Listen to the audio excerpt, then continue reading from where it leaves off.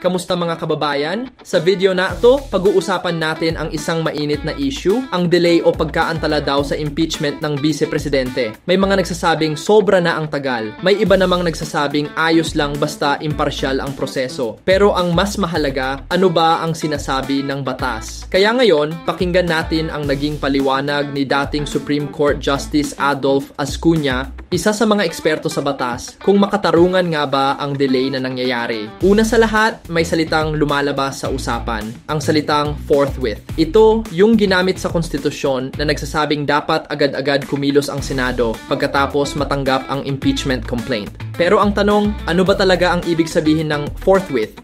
Sabi ni Justice Ascuna, hindi ibig sabihin nito ay kailangan agad-agad ngayon na walang delay. Ang tunay na ibig sabihin, kumilos ka sa lalong madaling panahon. Basta huwag mong patagalin ng sobra-sobra o ng walang dahilan. Kung may valid na dahilan kung bakit naantala, tulad ng paghahanda ng magkabilang panig o dahil election period na ayos lang yon sa mata ng batas. Sabi pa niya, oo, may delay. Pero ang tanong talaga ay, ang delay ba na yon ay naging hadlang para maging patas ang proseso? At sa tingin niya, hindi naman. May delay, pero hindi naman naapektuhan ang karapatan ng Vice Presidente na marinig ang kanyang panig. Ibig sabihin, wala siyang nakikitang paglabag sa batas o sa konstitusyon sa delay na nangyayari. Ngayon, para mas maging malinaw pa, pakinggan natin mismo ang ilang bahagi ng interview ni Justice Ascuna kung saan ipinaliwanag niya ito ng direkta.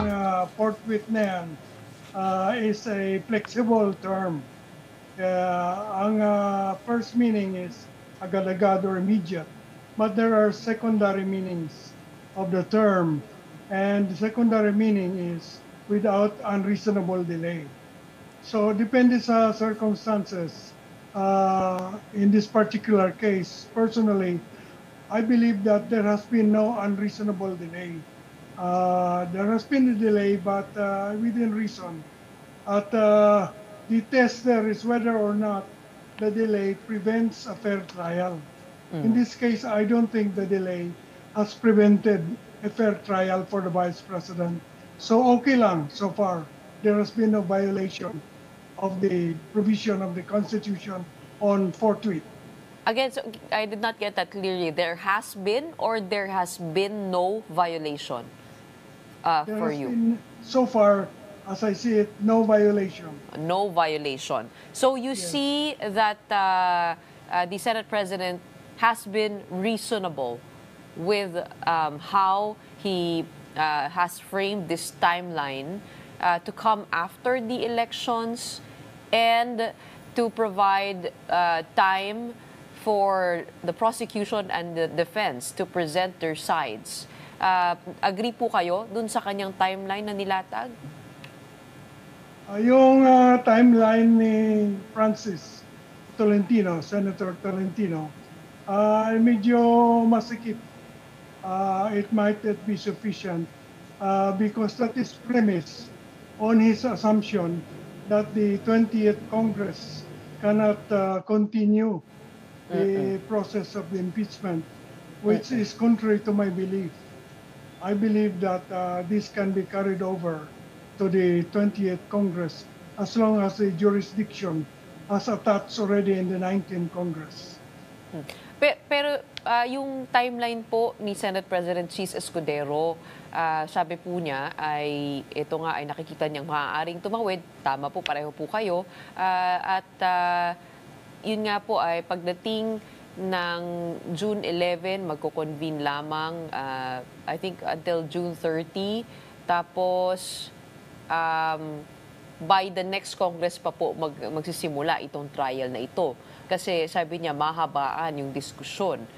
Agree po kayo dun sa kanya na pinushback niya mula dun sa before the elections because it is highly political or politically charged context going around this impeachment, that it was wiser to delay the start of the whole process.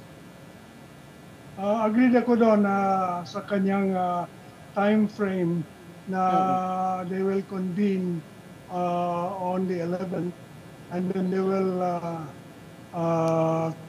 read the articles and serve a copy on the respondent, and then maybe they can start the trial, but if they cannot finish it, they'll pass it on to the next Congress, the Senate to the next Congress.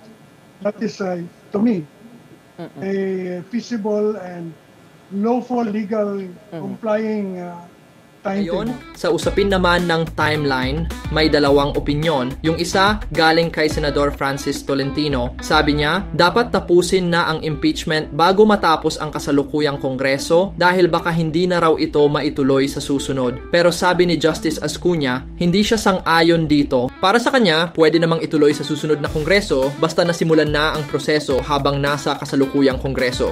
Pangalawa naman, ang posisyon ni Senate President Cheese Escudero.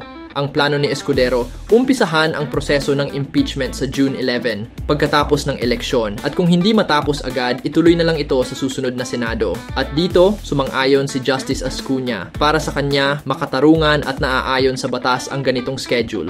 Una, makakaiwas sa politika habang election season. Pangalawa, nabibigyan ng oras ang parehong panig na maghanda ng maayos. Sa panahon ngayon, ang dami nating naririnig na delay na naman, minamaniobra o niluluto na yan. Pero sabi ni Justice Ascuna na dating mahistrado ng Korte Suprema, okay lang ang delay basta hindi ito nakakasama sa proseso at hindi ito labag sa batas. Ang mahalaga, patas ang hustisya at boses ng batas ang masusunod. Kung nakatulong sa iyo ang video na to, huwag kalimutang i-like, mag-comment at mag-subscribe at huwag kalimutang i-hit ang notification bell para updated ka sa mga susunod na mga videos, maging mapanuri at huwag basta padadala sa ingay. Salamat sa panonood at hanggang sa susunod!